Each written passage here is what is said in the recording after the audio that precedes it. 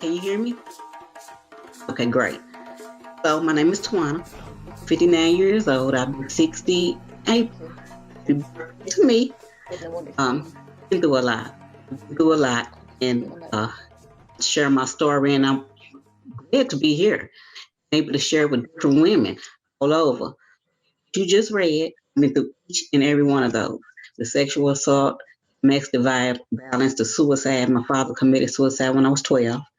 So that changed the dynamics of my life, really, because I'm the only girl, I'm the oldest, and I have younger brothers. So I always felt different. Always felt different. So really young, I became defiant. Uh, my mother's living boyfriend, I didn't like him because he wasn't my daddy. So I just felt like he was the reason why my father committed suicide. So I became pregnant and I got married young. My husband started beating on me, and I ended up leaving him alone, got in another domestic violence. And I wasn't used to this type of stuff because I never seen it. So it was a different type of men I was meeting. When I got older, I realized I was dating my father. My father was cheating on my mother, and I knew it.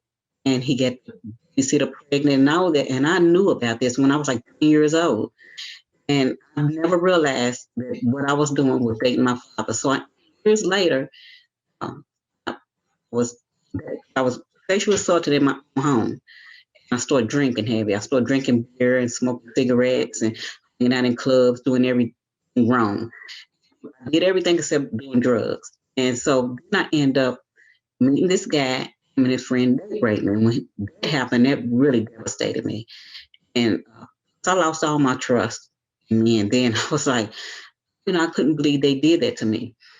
And I ended up changing my life, gave my life to God because had a hysterectomy and I'm laying in my bed, uh, screaming out to God. I'm such a hypocrite because I was still kind of partying and still drinking at that point in time. I'm crying out to God to pain away because it was in my stomach. And I too heard a voice. He said, "You're going to be okay. You're going to be all right." When I heard that voice, the pain went away. I got up to the bed and walked to my computer and started writing those poems. And I never stopped writing after that. But I ended up moving from Louisville, Kentucky, California. I was raising 5 of my grandchildren. We was going to movies and going to church and everything, and I started getting sick. I kept going from doctor to doctor. First, they said it was kidney disease when I lived in LA County. So then I moved to Northern. I started sleeping a lot, tired a lot. The rash on my foot, symptoms, but I didn't know what it was because I wasn't educated about disease. So went to the doctor. He said, "Your symptoms sound like HIV." And I said, "No, no, I've been celibate for 2 years." Because at that time, when I heard that voice, I changed my life. So 10 years I had dated. I wasn't even looking at a man. I was going to church and trying to get involved in the church because I was writing plays. And uh, went back 2 weeks later, and she came out and said my test came out positive. I was like a stone. I was in shock, couldn't talk, and all I kept hearing is blah, blah, blah, blah, blah in my ear while she was talking to me. She was telling me I was going to take one pill. One pill was too many for me. I went into a deep denial and a deep depression. I didn't take medicine.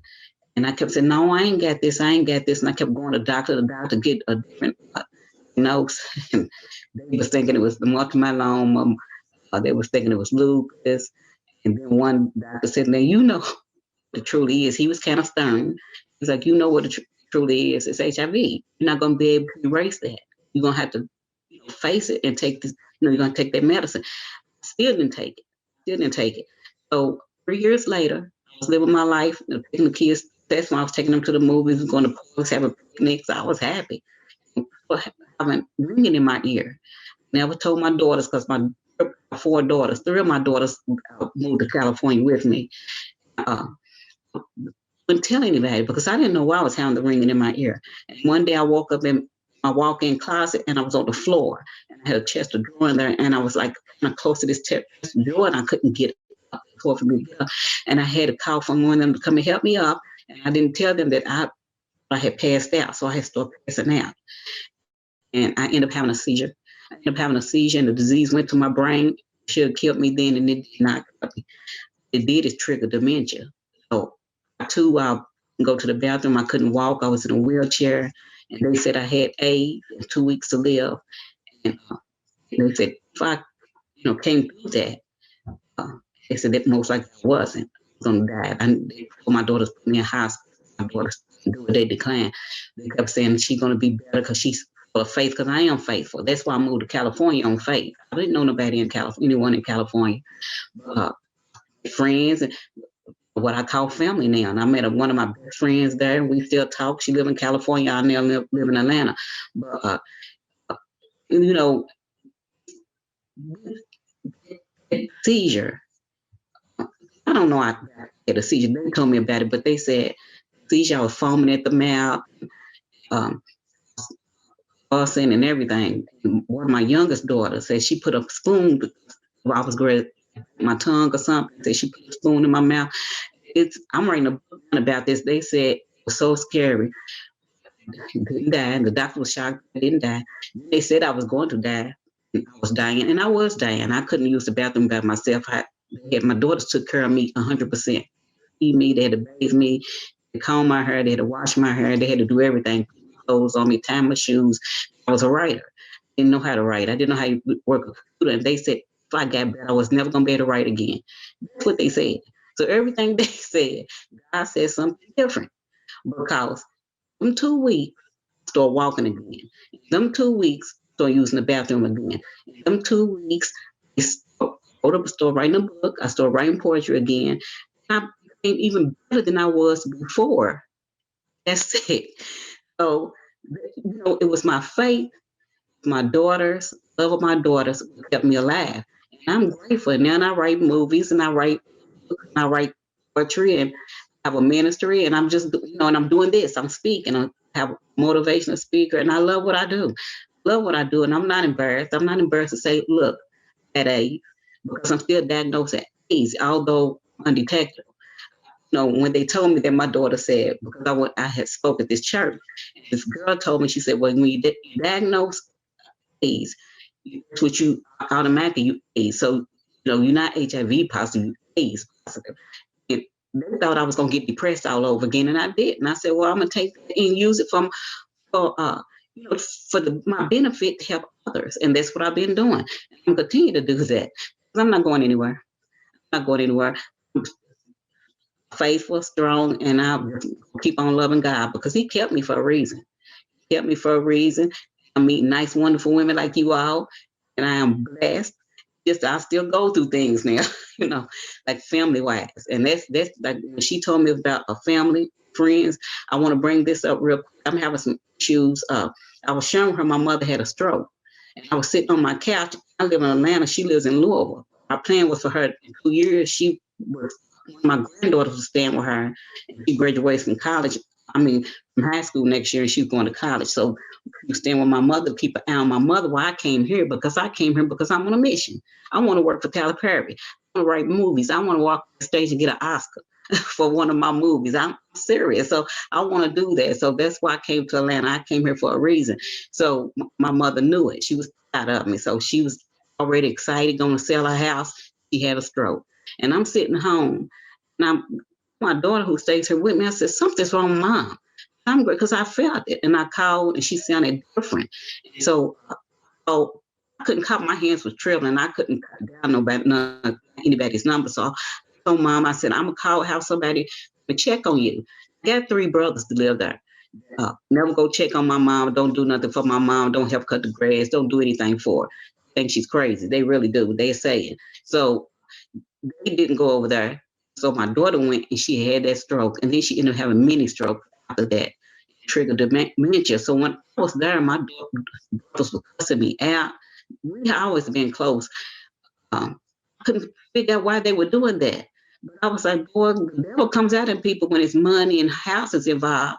Because that's what it was. And they showed their true color. So when I got home, I called the hospital. They said my brother put a code on there so I couldn't talk to my mother or see how she was doing. That devastated me. I was crying every single day. I couldn't even talk about my mother. I couldn't talk to my mother. I didn't know how she was doing or anything. So I was talking to some of my spiritual friends, and they was like, just stay strong. Everything's going to be all right. Then my brother called, him and his wife called protective services. It's kind of like child. It's like I'm abusing my mother. Said I was spending all her mother and money, and I'm power attorney, so I never ever touched the money. Because I ain't never been power attorney, so I ain't know what I was supposed to do. But I'm all power attorney over everything, the house and everything. I could have went ahead and sold the house, which she said do, but it was a plan. They had a plan for my brother to get the house, him and his wife, and they took out life insurance out on my mom. And I'm telling you, this stuff, they think I'm playing. This is going in my book because it's true. What I did, I didn't argue with them. I did the first date, and I said, I'm not going to stoop to that level. I'm not going to do that because I'm a better woman. I'm going to sit here and I'm going to let God work this out. And, switched around, door protective services, start investigating them because they seen I was not stealing my mom's money. I would never do my mother like that. She brought me in this world. I would never do her like that. I would never steal from anybody. I'm not that type of person. So for them to even say that was hurtful because they know I'm not like that. I'm a born again Christian. I don't even do drugs, but one of my brothers does. So and he gonna say, why couldn't she make me power attorney? So you could sit there and smoke up everything in a house. I'm telling you, it was crazy. I could have got really depressed, but I was on my way. I didn't because I miss my mother so bad. But they say we got to go to court for guardianship, and I'm gonna get her. So she's coming to live with me in Atlanta. Everything they did was wrong. They not letting nobody talk, but not even her brothers, not even her nieces, not even her grandchildren, not even her only daughter. I'm her only daughter, and they're not letting nobody, keeping her confined. They think that's abusive. Then they took her insurance policy out on her. So things happen. I have to be strong. I have to be strong and keep on speaking and keep on sharing my story. And I'm not shedding another tear about that. So I just need prayer on that everything works out on the 19th for me. Again, I'm happy to be here, share my story with you all.